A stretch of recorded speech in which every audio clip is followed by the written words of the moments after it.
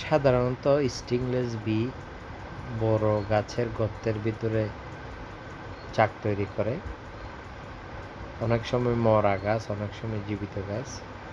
তবে গাছ না কেটে মৌমাছি ধরার জন্য একটি ট্র্যাপ বসিয়েছি। প্রথম ট্রাই করতেছি, ভালো মতো কাজ করতেছে। একটি বড় বাঁশের সাথে একটি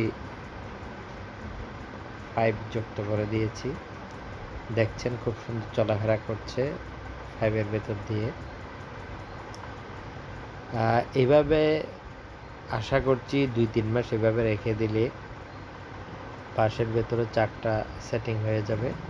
তখন পছন্দ অনুযায়ী জায়গাতে নিয়ে যেতে পারবো। যেহেতু গাছটি অনেক বড়, অবশ্য মৃত গাছ, কাটাটা কষ্টসাধ্য হয়ে যাবে, যার কারণে না কেটে এই মৌমাছিগুলো ক্যাপচার করার চেষ্টা করতেছি।